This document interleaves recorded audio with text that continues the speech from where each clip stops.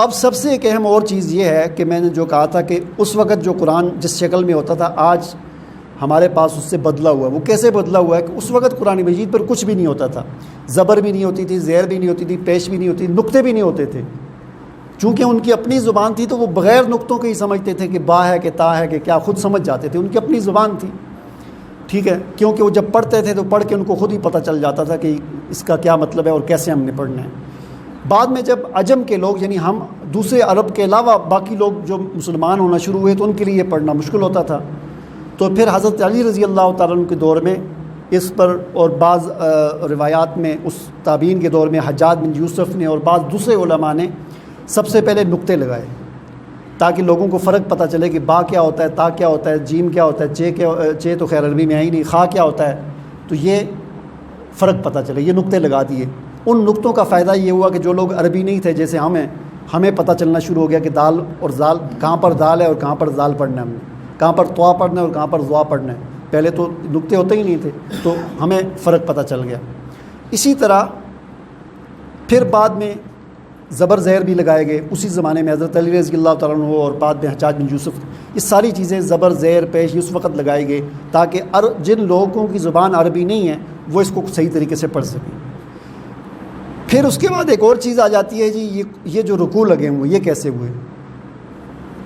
بلکہ رکوع جو ہے یہ بعد میں علماء نے اس کے مضامین کے اعتبار سے لگائے. رکوع کا مطلب یہ ہے جس طرح ہم نماز میں رکوع کرتے ہیں, یعنی آپ یہاں سے لے کر یہاں تک پڑھ کے آپ رکوع کر سکتے ہیں. جن لوگوں کو معنی نہیں پتہ, جن کو پتہ ہے تو ان کو پتہ ہے کہ میں نے یہاں سے پڑھا ہے اور یہ بات یہاں پر ختم ہوگی ہے, ایک بات مکمل ہوگی ہے, لہٰذا میں رکوع کر لوں. تو اجمیوں کے لیے کہ ان کو پتہ نہیں ہے کہ بات کہاں پر آدھی رہی ہے اور کہاں پر مکمل ہوئی ہے کہ نہیں ہوئی, تو اس وجہ سے انہوں نے علماء نے لگا دیے رکوع لگا دیے کہ یہاں سے لے کر یہاں تک ایک بات مکمل ہو رہی ہے, یہاں سے دوسری بات شروع ہو رہی ہے, وہ یہاں پر مکمل ہو رہی ہے, یہاں پر آپ اپنا رکوع کر سکتے ہیں. تو اس طریقے سے یہ رکوع لگائے گئے. پھر اس میں یہ سپارے 30, پہلے سپارے بھی نہیں ہوتے تھے, ایک ہی قرآن ہوتا تھا. تو یہ سپاروں والا سسٹم یہ بھی بعد میں ہوا کہ جب بعد میں مدرسے بن گئے, بچے پڑھنا شروع ہو گئے تو اس کے 30 حصے کر دیے گئے کہ یاد کرنے کے لیے, حفظ کرنے کے لیے, آسانی کے لیے اس کے حصے کر دیے گئے, 30 برابر حصے کر دیے گئے. تو اس طرح یہ 30 سپارے بن گئے. پھر اس میں آپ نے دیکھا ہوگا 7 منزلیں ہیں. یہ منزلیں صحابہ کرام کے زمانے میں بنی تھی. صحابہ کرام کا یہ معمول ہوتا تھا کہ وہ 7 دن میں ایک قرآن ختم کیا کرتے تھے. تو اس لیے صحابہ کرام نے اپنا ایک نشان رکھا ہوا تھا کہ آج یہاں سے لے کر میں نے یہاں تک پڑھنا ہے, کل میں نے یہاں سے لے کر یہاں تک پڑھنا ہے. تو قرآن کے 7 حصے بنائے ہوئے تھے, ایک حصہ روز پڑھتے تھے اور 7ویں دن قرآن مکمل ہوتا تھا. تو وہ نیچے یہ دیکھیں ہر قرآن کے نیچے لکھا ہوتا ہے منزل نمبر 1 اور جا کر 7ویں دوسری منزل یہاں سے شروع ہوتی ہے, تیسری منزل. تو یہ اس طریقے سے یہ 7 منزلیں قرآن مجید کی بن گئی. تو یہ قرآن مجید کا ہمیں ابتدائی اور بنیادی تعارف جو ہے ہمارے ذہن میں ہونا چاہیے. اب یہ تھوڑا سا اس کا خلاصہ پہلے اس پارے کا ہم دیکھ لیتے ہیں. سب سے پہلے قرآن مجید کا آغاز سورہ فاتحہ سے ہوتا ہے. فاتحہ کا مطلب ہے افتتاح, آغاز کرنے والی, اس سے قرآن کا آغاز ہو رہا ہے.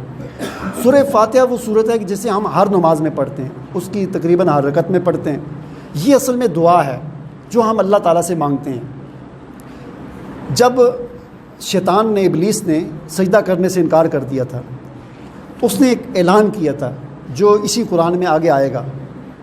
شیطان نے یہ اعلان کیا تھا, اللہ تعالیٰ کے سامنے یہ اعلان کیا تھا, چیلنج کیا تھا کہ لَأَقْعُدَنَّ لَهُمْ صِرَاطَكَ الْمُسْتَقِيمَ ثُمَّ لَآتِيَنَّهُمْ مِنْ بَيْنِ أَيْدِيهِمْ وَعَنْ أَيْمَانِهِمْ وَعَنْ شَمَائِلِهِمْ, کہ میں لوگوں کے صراط مستقیم کے درمیان میں کھڑا ہو جاؤں گا.